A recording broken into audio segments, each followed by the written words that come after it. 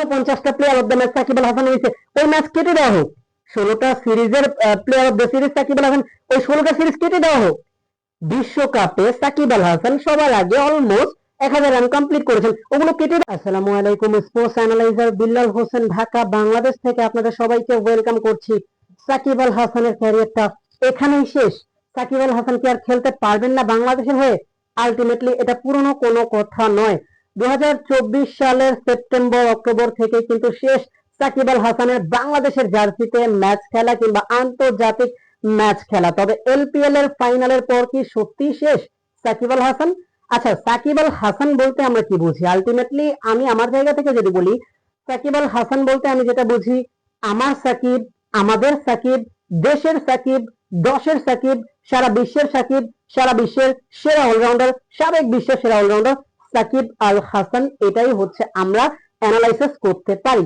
এখন অনেকেই বলতে পারেন যে ভাই, ক্রিকেটার সাকিবকে আমি পছন্দ করি, ব্যক্তি সাকিবকে না। এখন তাদেরকে 3 সেকেন্ড আপনারা ভাববেন, তাদের জন্য হচ্ছে একটা প্রশ্ন, ভাই সাকিব আল হাসান মারা গেলে জানাজা কয়টা হবে?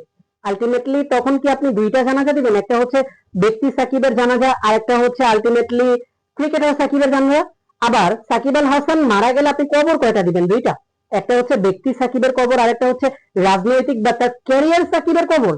মানে কিছু কিছু ইন্টেনশন বা কিছু কিছু ধারণা কোথা থেকে আপনারা পান কিংবা কেন পান, এটাই একটা বড় প্রশ্ন, যেটা আমি আপনাকে প্রথমেই বললাম যে আপনি 3 সেকেন্ড ভাববেন।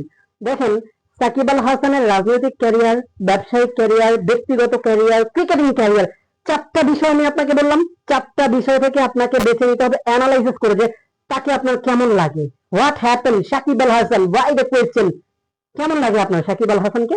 এখন আপনি বলতে পারেন এক্স্যাক্টলি আমার কাছে ভালো লাগছে, এক্স্যাক্টলি আমার কাছে খারাপ লাগছে। It's up to you brother. এখন মেন পয়েন্টে আসি।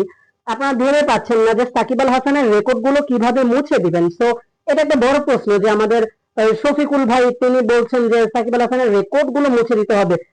আলটিমেটলি সাবেক প্রধানমন্ত্রী শেখ হাসিনা তার রেকর্ড মুছে দিতে বলেন নাই।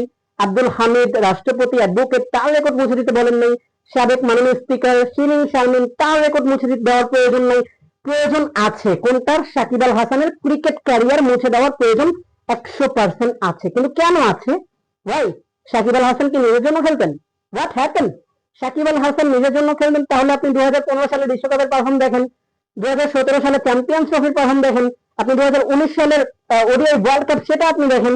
আলটিমেটলি আপনারা শফিকুল ভাই সম্বন্ধে যদি বলি, তিনি হচ্ছে প্রফেশনাল সাংবাদিক ছিলেন আমার যতটুকু মনে পড়ে। So as like is that, Shafiqul ভাই তিনিও সাকিবের ম্যাচ কভার করার জন্যই বাইরে গিয়েছিলেন বিশ্বকাপের মঞ্চে, আমার যতটুকু মনে আছে। তো সেই শফিকুল ভাই যদি সাকিব আল হাসান ভালো পারফর্ম না করতেন, ফ্র্যাঞ্চাইজি ভিত্তিক টুর্নামেন্ট বলেন, বিশ্বকাপ বলেন, তাহলে আপনি কাকে দেখতে যেতেন? এটাও তো একটা বড় প্রশ্ন। হ্যাঁ, সব প্রশ্নের উত্তর মেলানোর চেষ্টা করবো আমরা। আলটিমেটলি সাকিব আল হাসান তার যেই মাইন্ডসেট, বেপরোয়া মাইন্ডসেট, কাউকে পরোয়া করেন না, গ্রাফিক মাইন্ডসেট, প্রতিবাদী সাকিব, সেই সাকিব আল হাসান 2024 সালের শেষ থেকে তিনি বাংলাদেশ দলের বাইরে, তার খেলা হচ্ছে না। সো তিনি তো ধৈর্য ধরে আছেন, তাই না? আজকে 2026 সাল। তো সে কিন্তু ক্ষমা চেয়েছেন। অবভিয়াসলি সাকিব আল হাসান ক্ষমা চেয়েছেন, দেশে আসতে চেয়েছেন, দুটা সিরিজ খেলে বিদায় নিতে চেয়েছেন। একটা লোক আলটিমেটলি তাকে ক্ষমা করতে নারাজ। সেই লোকটা কি বলেছিলেন সেখানে? আমাদের আসিফ ভাই ছিলেন সেই লোকটা। ও আসসালামু আলাইকুম আসিফ ভাই, আসিফ মাহমুদ সজীব ভুইয়া। তিনি যেটা বলেছিলেন যে সাকিব নামের লোকদের কোনো ক্ষমা হয় না, আর তারা বাংলাদেশের জার্সি পরার অধিকার রাখে না। এখন আমার কথা হচ্ছে, বাংলাদেশের জার্সি পরার অধিকার সাকিব কিভাবে রাখবে? এটাও তো আমার একটা প্রশ্ন। কারণ এটা আসিফ মাহমুদ সজীব ভুইয়া, তাদের চোখগুলো তখন বন্ধ থাকে যখন হচ্ছে সাকিব আল হাসান একটা ওয়ার্ল্ড কাপে আপনার 600 এর উপরে রান করে, 10টার বেশি উইকেট নেয়, ultimately one of the toppest performer in the world cup in 2019। তখন হচ্ছে সজীব ভুইয়ার নামে কিছু লোকরা, হ্যাঁ, তখন হচ্ছে তাদের চোখগুলো বন্ধ থাকে। যখন 2015 বিশ্বকাপে সাকিব আল হাসান আউটস্ট্যান্ডিং পারফর্ম করলেন, আলটিমেটলি তখনও হচ্ছে আমাদের আসিফ মাহমুদ সজীব ভুইয়া নামক কিছু লোকের চোখ বন্ধ ছিল। আলটিমেটলি সেখানে শফিকুল ভাই, হ্যাঁ, তার হয়তো বা মাইন্ডে লেগে গেছে যে এগুলো কি রেকর্ড হচ্ছে। আলটিমেটলি বাংলাদেশের হয়ে সাকিব আল হাসান 49টা প্লেয়ার অফ দ্য ম্যাচ হয়েছেন। নট অনলি বাংলাদেশ, ইন্টারন্যাশনাল ক্রিকেটে one and only this player of Bangladesh Shakib Al Hasan, বাংলাদেশের একটা প্লেয়ার 49 বার প্লেয়ার অফ দ্য ম্যাচ হয়েছেন। তো এই যে 49টা ম্যাচ তো আমাদেরকে ডিলিট করে দিতে হবে, কেন সেই ম্যাচগুলো আমাদের আসিফ মাহমুদ সজীব ভুইয়া তার ভালো লাগে নাই, আমাদের হচ্ছে শফিকুল ভাই তার ভালো লাগেনি। ও আরো একটা প্রশ্ন, 16টা প্লেয়ার অফ দ্য সিরিজ হয়েছেন সাকিব আল হাসান। এই 16টা সিরিজ আমাদেরকে আইসিসির কাছে আবেদন করতে হবে যে hello ICC how are you, আমাদের হচ্ছে আবেদন আছে। আমাদের আবেদনটা হচ্ছে কি এই 16টা সিরিজ আবার নতুন করে দিতে হবে। আসিফ মাহমুদ সজীব ভুইয়া নামক কিছু লোকের জন্য, এখানে শফিকুল নামক কিছু লোকের জন্য এই সিরিজগুলো হচ্ছে আবার দিতে হবে। আলটিমেটলি 2019 সালের বিশ্বকাপের যে ম্যাচগুলো আমরা উইন করেছি তার 95% অবদান সাকিব আল হাসানের। তাহলে আমাদেরকে যে কাজটা করতে হবে 2019 সালের ক্রিকেট বিশ্বকাপটা আইসিসি কে বলে টাইমার, মানে সেখানটায় সাকিবের যে 100 গুলো ছিল সেখানটায় অন্য কাউকে লাগিয়ে দিতে হবে। আর না হলে আইসিসি কে বলে আমাদের সেই ম্যাচগুলো আরো একবার খেলতে নিতে হবে। সেটাই তো, সেটাই এই মুহূর্তে সমাধানের উপায়। আদারওয়াইজ আপনি রেকর্ড মুছবেন কিভাবে রে ভাই? কিভাবে আপনি রেকর্ড মুছতে পারেন? আলটিমেটলি এখানটায় সাবেক প্রধানমন্ত্রী শেখ হাসিনা ইংল্যান্ড সরকারকে ফোন করে বলেনি, বা পিসিবি কে ফোন করেনি, বা বিসিসিআই কে ফোন করেনি যে হচ্ছে সাকিব আল হাসানকে কটা উইকেট দাও, ও সাকিবকে কটা রান দাও, ইন্ডিয়া তোমার ম্যাচ হেরে যাও, পাকিস্তান তোমার ম্যাচ হেরে যাও, ইংল্যান্ড তোমার ম্যাচ হেরে যাও। So this is not fair, this is not done, this is not done. কোন অ্যাঙ্গেল থেকে কিছু কিছু মানুষ বলে যে রেকর্ড মুছে দেওয়ার কথা, আলটিমেটলি তাদের ট্যালেন্ট বলতে কি আছে সেটাও একটা বড় প্রশ্ন করাই যায় যে আলটিমেটলি তাদের মাথায় কি আছে। এবার আমরা আলোচনা করতে পারি যে এলপিএল এর পর বা এলপিএল ফাইনালের পর কি সাকিবের ক্যারিয়ার শেষ? আলটিমেটলি এলপিএল ফাইনালের পর দেখেন তার আগে যে ঘটনাটা, সাকিব আল হাসান আপনার লাইভে এসেছেন সংবাদ সম্মেলনে আওয়ামী লীগের হয়ে।